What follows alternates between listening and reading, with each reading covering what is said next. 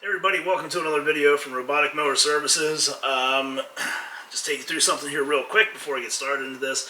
You remember years ago we had a series that we came out with called Automower Answers. It was a bunch of videos about different things related to automowers because we kept getting answered the same questions over and over and over again. So we thought it'd be easier just to put those videos out there to help answer these questions faster and reach more people with them rather than doing it one by one by one by one. And we kind of got away from that because we got really busy and the whole industry kind of got bigger, and it's not just automowers as much anymore. There's more brands, there's more models. Our business has grown and expanded a bit. So we thought we'd come out with something new, a new series to help do the same thing. And this is the first episode in this series. And we're going to call it RMS Q&A, Robotic Mower Services, Questions and Answers, because we like to keep things simple here. And what we're going to do is we're going to just take the questions that we hear a lot from people that email us, that we talk to around on service calls, or to give an estimate on something, or the phone calls we get. So it might not just be specific to how to fix this machine, or an update with this or something like that. And this first video is going to be kind of one of those, because the first question we're going to start with is the one I've been hearing for years. What do I mow my lawn with? Because whenever you're talking to somebody about any of this stuff, and even before I was dealing with robotic lawnmowers, whether it was a chainsaw, a string trimmer, whatever, it's always, well, what do you have at home? What are you using? So this always surprises people for some reason when I tell them this, because they have this complete misconception that if you're a robotic lawnmower dealer, you've got to have the biggest, the baddest, the latest, the greatest, the most high-tech, most powerful machine on the market, what everybody's talking about on social media and all that stuff, and you couldn't be further from that here. Out back, got a 435X, that's right, got a machine with a boundary wire, does almost the entire backyard, goes around the buildings and the gardens and all that stuff, and goes down over the hill into the woods, under the trees and through there, and runs through that area. And if you've ever seen the videos on our channel of a 435X out there, it goes up, hits a tree, backs up, goes and rumbles across some stones and blah, blah. And you read the comments, there's quite a few people that say, what kind of a moron would buy a mower like this and have it running out here? What kind of an idiot does this to a mower like this? I'm that idiot, because that grass needs mowed, and, well, it seems to be doing it. The other option is I go down there with the tractor or a zero turn, and you have to wear a hard hat, you should be wearing a bulletproof vest, and you don't know where the projectiles are going, you don't know what direction they're going in, or what they actually are. It could be sticks, could be stones, could be twigs, could be who knows what. Could be one of the peach bottom chupacabras that just phew, right out of the mower deck. So this is a lot safer, a lot quieter, a lot easier. We get hung up every now and then, and just hit the reset button. It'll fight its way loose. If it doesn't, I go down in the morning, move it, restart it, and off it goes. So 435X in the backyard. Then starting in the backyard, coming around the side of the house and to the front yard is it was an old used 315X, and it's on its 5th season here. Don't know the story of before that.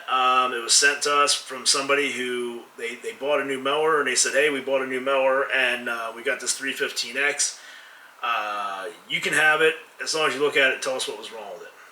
We got it in, and pulling the stuff out of the box, it's just, the low voltage cable just has neon green all over it, from the corrosion. It got nicked by the weed eater, and nobody really wants to look at the low voltage cable as a culprit, because it's not one of the sexy items like a charging station board or a transformer. That's a common term to throw out there as the cause of an issue, but that's what it was. So we have perfectly good used 315X that just needed a low voltage cable. Set it up. Like I said, it does that area there, and it's great because it's small. It goes in around the flower beds and the landscaping and all that stuff. Then also, too, we've got heavy tree canopy out in front and at the side of the house. You got the peak of the house, so that's pretty tall. And parallel to it is a row of pretty tall shrubs and trees and that actually goes around the corner, so it starts to create like a bowl of tall objects, and it's about a maybe 25 to 30 foot wide opening there. You know, wireless struggles from time to time. Did have a Sunseeker X7 out here as a demo that we set up last year to try out, and in the middle of all this, it's a big wide open area. Well, not wide open, but open view of the sky. There's buildings, and there's some gardens and flower beds, and there's a couple trees and stuff. And the Sunseeker did great. It's just, you know, the other parts where it's the heavy tree canopy and everything, we didn't even try because, well, I mean, there's machines that have limitations on it. You know, same way with the EPOS ones. All the wireless ones have limitations when it comes to that stuff.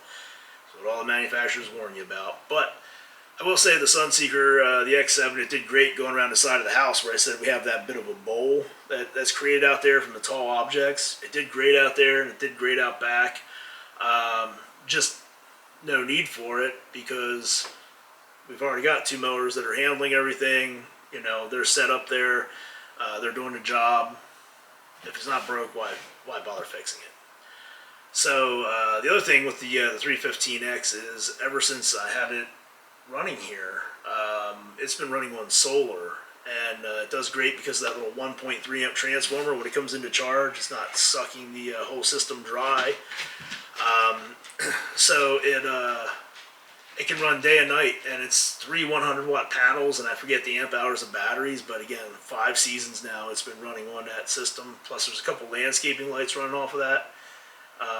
So I really don't want to switch over to anything else for that part of the yard that would take a toll on that solar setup we got until I'm ready to replace batteries and maybe add more panels to that. But even at that point, you know, that 315X has done good.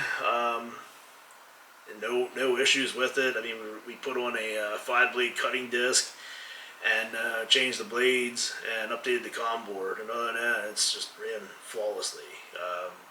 435X, for all the abuse it takes, the repairs on it have been very minimal. And it's still doing the job. So again, and it's going into the woods. So no real need to upgrade it or replace it with anything because it's doing the job.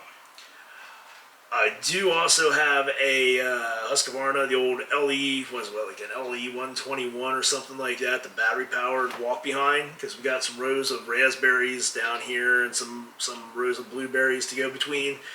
And it was just easier to take that thing through there rather than try to run the mowers through there.